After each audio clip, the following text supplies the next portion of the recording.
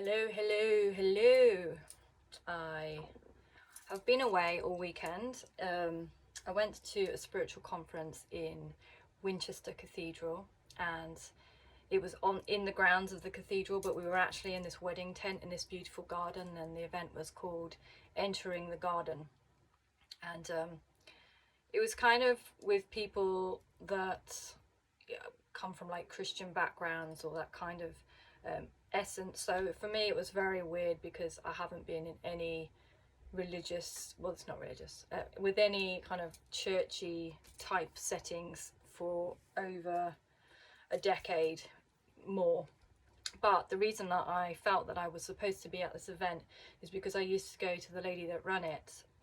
When she lived in Guildford, I'd attend what we called like a prayer or prophecy school. It wasn't like we're being taught. We just would go and sit and we'd gather together and we'd wait to see what Spirit would say, and I'd have visions and we'd share them, and she'd have visions and other people. We just all just come together and see what Spirit was saying and what was coming through. And one of the last visions I ever had when I was there was of being told that this lady who was running it was going to leave, and she came to me in this vision and said I was to be like an eagle on the watchtower and wait till she returned, but to keep my gift going, which was to be on the watchtower seeing what was to come for those inside the castle grounds. This is how I saw it, right? And I'd forgotten all about it. Anyway, that week she announced she was leaving, and we said our goodbyes, and I didn't go again.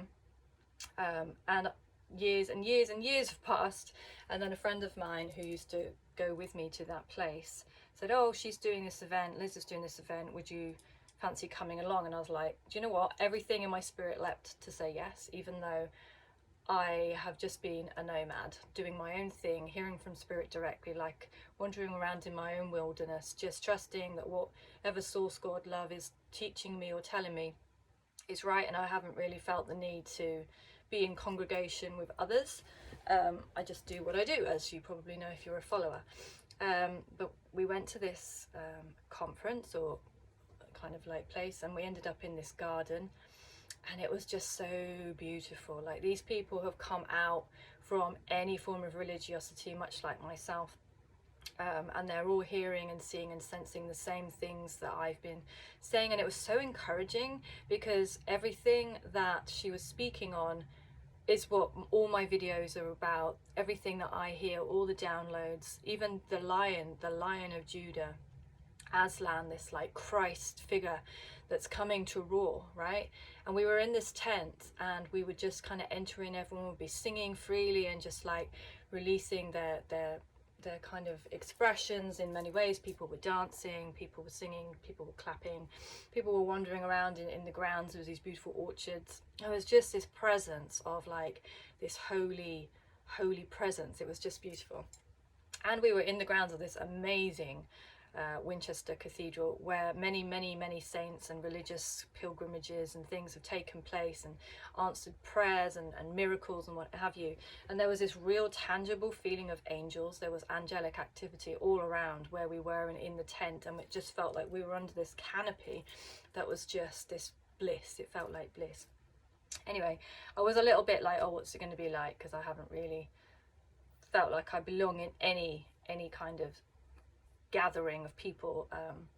As I say, I've been doing it for myself, but it was like I knew Spirit had sent me there, and I knew that it was really going to get emotional, really going to shift me in my thinking and shift me in my direction and my purpose. We had this big beautiful blue moon just before we went, and I was getting all these feelings like something's really just going to be cemented in my spirit as to what it is that I'm here for and what I need to do.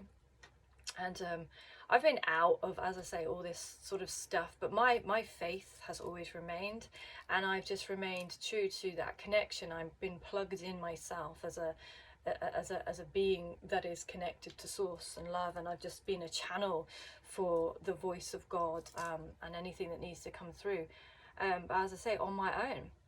So going to this place was quite emotional in ways, because it was like, oh, there are others like me. I'm not completely alone. but I just knew how much I changed over the last decade or so, because I just didn't need any validation. I didn't feel the need for anyone to like speak over me or prophesy to me. I just was so assured that I'm on the right path, and I know exactly what it is that I do hear from Spirit, and I know what Spirit is saying.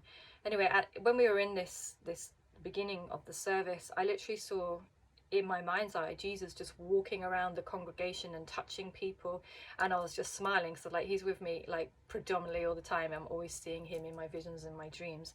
And just before I'd gone to this conference, I had this encounter where I think I'd spoken about it, that Jesus was literally, I could feel him as if he was a fleshly body in my room, and he was saying, you know, it's time to proceed what I've done. There's more, there's so much more that you as Christ on earth, we have Christ within us, that Christ consciousness, that we can be little Jesuses all over. So anything that Jesus was proclaimed to do, whether it was literal, like in the way that we read it, or if, you know, of what your faith tells you to be truth, we are here to be that light, and we are here to be that love. And I was watching him walking around, and people were like, woo, like responding accordingly to how I saw him walking. And I was laughing, and I was like, oh, I'm not even like in a rush for you to get to me. And then I heard this voice in my ear, like a wind, and he went, yeah, because I'm already here. It's my Spirit is everywhere, like, and you hear me, you know where I am even before I've arrived, like, you know ahead of time where I'm going to be. And so it was like I was watching him over there wandering around the room, and he was also here so close to me, and it was just this really intimate feeling. And then I saw him walking around as a white lion, and I've seen that a few times now. It's like this white lion of Judah, and then I became this white lion, and I was breathing rainbow breath, which I believe is like the sevenfold spirits now, as the sevenfold of the Spirit, the seven chakras, the seven colors of light, how it manifests itself out. And it was all these beautiful like encounters and visions, and there was angels in that room, and I was just watching it all happening. This was just in the beginning part, the opening, when people were like playing drums, and there was music playing, people were singing, people were dancing, and it was just this feeling of being in the presence of Spirit, like so much joy, so much hope, so much love, so much feeling of being home. And everything, and then the lady came up to speak, and she said, I've watched Jesus walk around this tent, and he's a lion. And everything that she was saying she'd seen, I was like, yeah, I've seen it. And I was seeing things for her, I was seeing things for other people. I was seeing these golden Hebrew texts coming alive, like, you know, the Lord of the Rings, that the encrypted message lights up in gold, as it was like almost like fire. It was like this fire blazing through me, and I was this tablet of stone with these writings that were illuminating within me, and they were in my soul, these Hebrew texts, and it was saying, this is living, the living word is written in you. You're going to speak the living word of source. The words that come through you are going to bring life to others and bring life to the full. It's not just life to get through problems and to do the best, like, oh, we'll just get along. This is like abundant, fruitful. This is like oh, like juicy, the juiciest fruits that you can eat, this feeling of lavishness, of luxury. And I saw Jesus put this crown upon my head, and he said to me, I'm calling you Christess.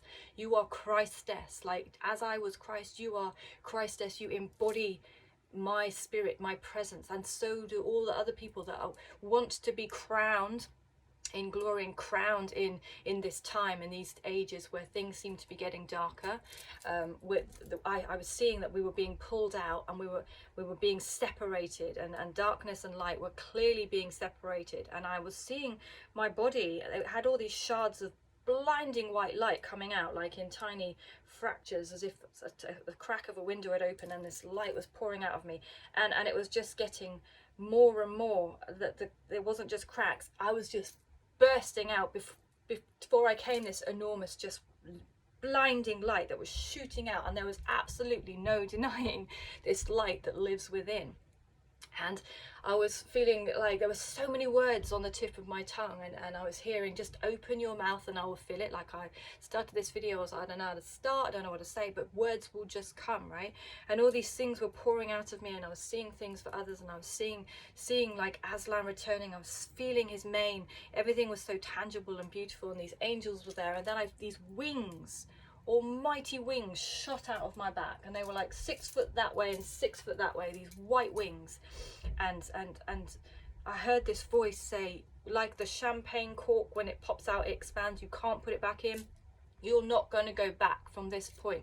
There's no hiding you anymore. Your wings are out, your light is shining so bright that you cannot go back. You're never going to go back from this moment. There's something coming out of you in this time, for this period in this life.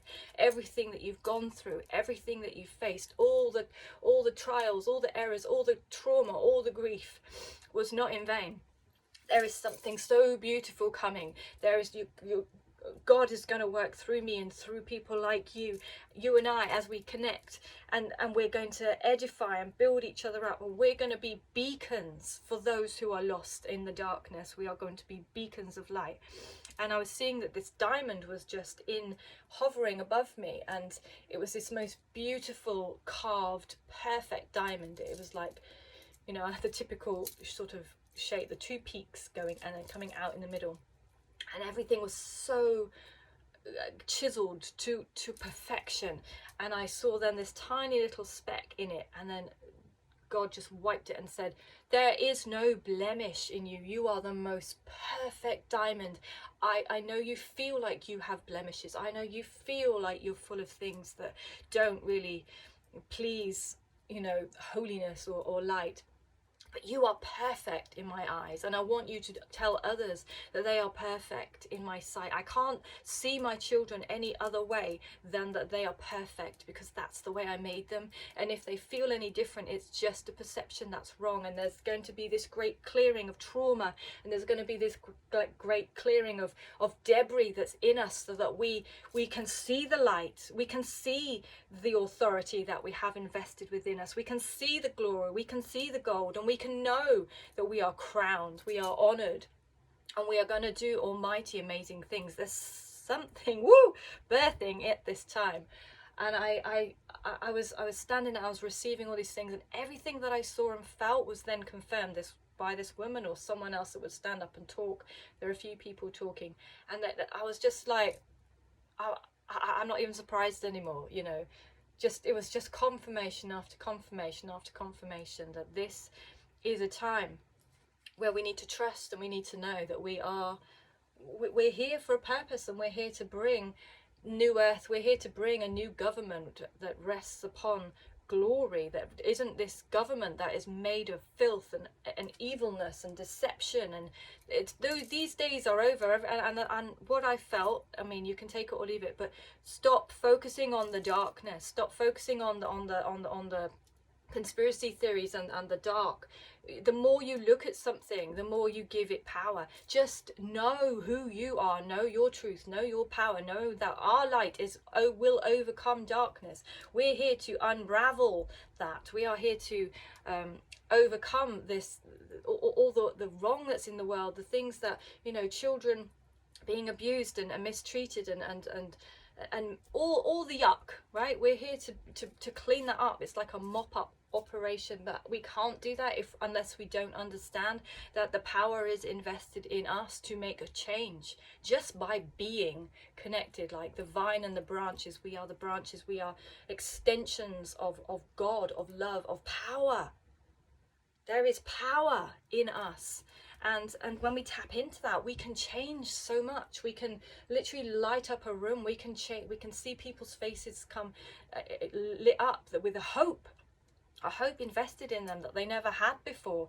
And it's time for us to stand up. As we were there in the thing, I had my Apple Watch on, and they were saying it's time to change. It's time to, and my watch went boop boop, and it said time to stand up, because I'd been sitting on my seat for too long, and it tells me like get active, and it said time to stand up, and it just resonated. It's time to stand up. It's time for us to stand up and walk in this authority, and know that we are commissioned to be light in this time and to bring people out of darkness, to start changing things from the inside out, that we can do that.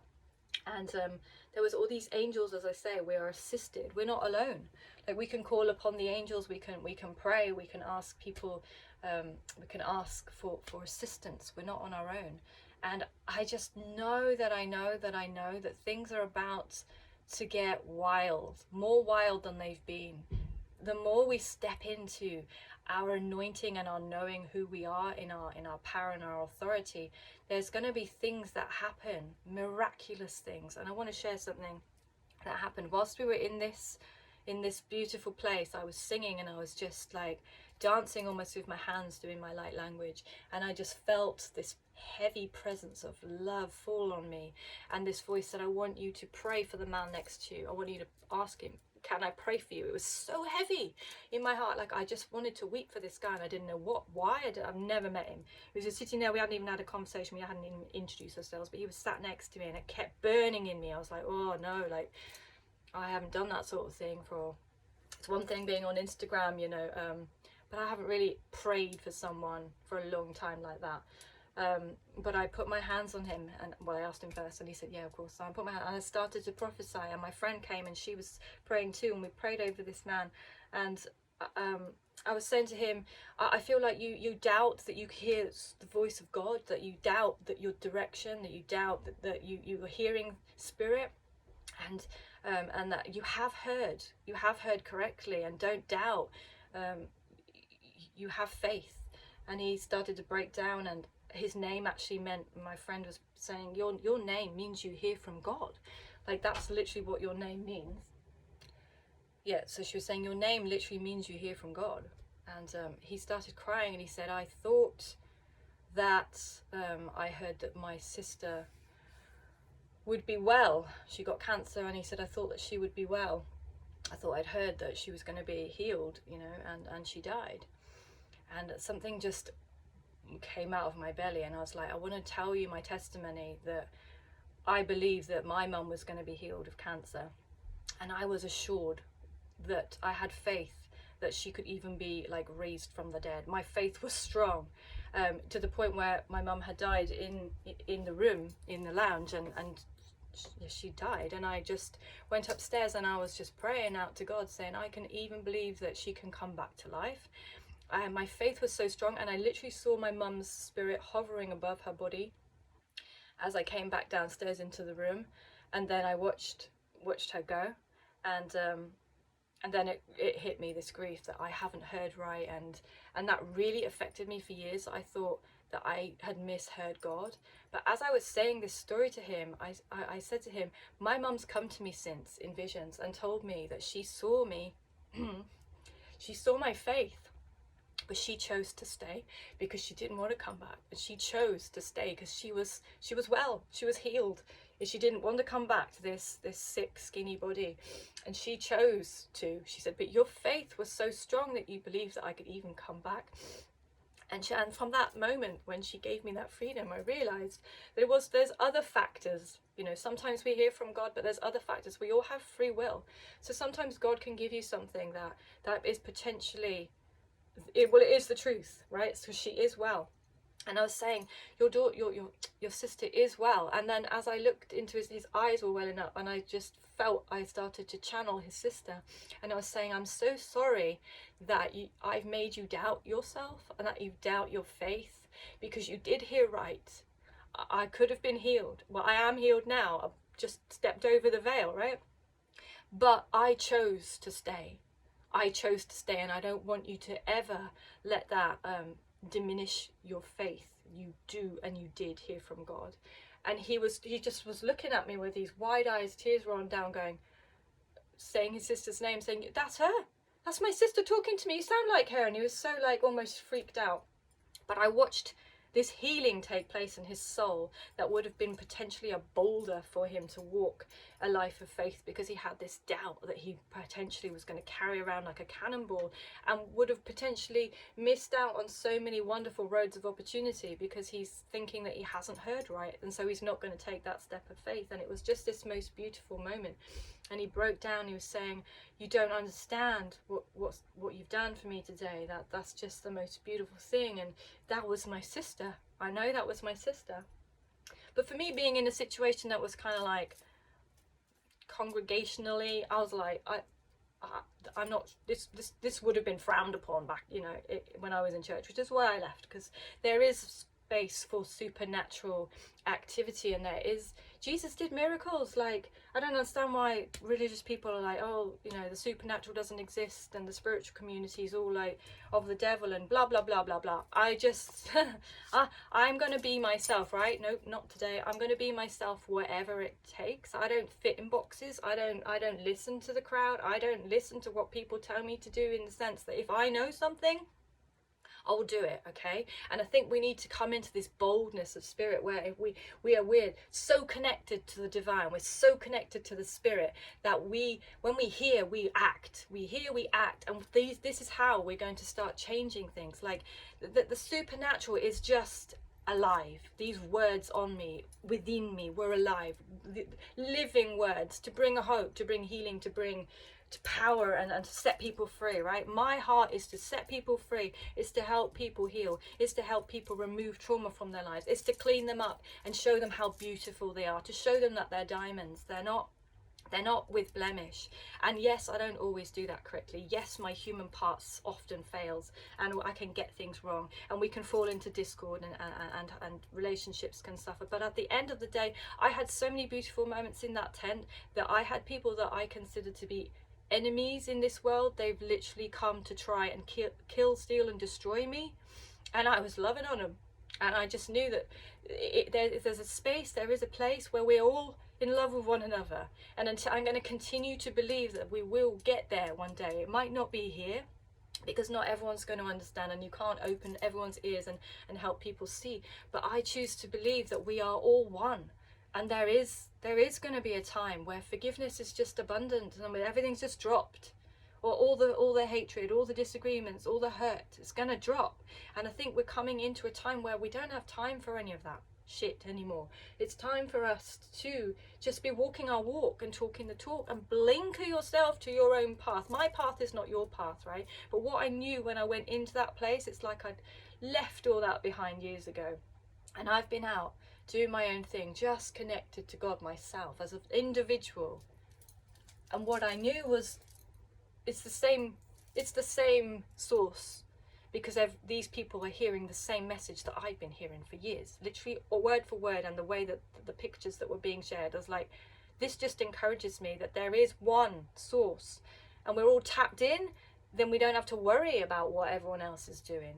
Our path might look different to others, but essentially, if we know that we're walking the way we're supposed to walk, then that's all that matters. And there's gonna be moments, there's gonna be waves of joy, there's gonna be waves of trauma leaving people, there's gonna be deliverance of this sick, seated, rooted roots of pain that we're still walking around with a limp. We're going to be spiritual limp or physical limp, whatever. We've been in battle. I've got scars that they're not seen with the visible eye. I have scars, and I'm seeing it all wrapped up. Like, it doesn't matter.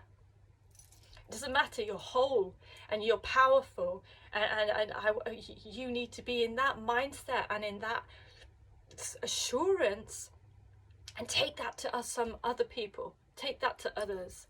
Let that be the mission. Let that be. And that is the cry of the father, the mother. That is the cry of where we've come from, to remember who you are, to remember that you are so loved. There was this song that I wrote, and it was like, will you go and find them? Will you go and tell them they're not broken? They're not broken. And that is the cry of my heart. And you either resonate with that or not. I don't really care. But my heart is to share that, and my heart is to be at one with spirit, like the breath. Hearing that voice, like that whisper, but that deep knowing, deep calling to deep, that I am held by God or divine. I am held. And it doesn't matter what the world throws at us. We are, when we're just leaning in like a child with a mother, suckling at the breast, knowing that we're safe. You know, we're safe. We're safe and we're protected, and we're powerfully aligned to bring light. And it's needed more than ever at this time. It's needed more than ever this time. I would just say, take your eyes off the darkness and start focusing in. Turn it in. Look at the light that you're allowing. Enable it to burn out of you. Enable it to be set ablaze. Be set ablaze with the truth. The truth is, there's nothing wrong with you. The truth is, we're all walking each other home. The truth is, we just need to remember, and then the light will shine out and shine out. And we have the ability to change the trajectory of the way that this world is going and make it new. Make it new. Make something new. Go and breathe life into something. Go and breathe life into something. I think that's it. That's a wrap. Love you.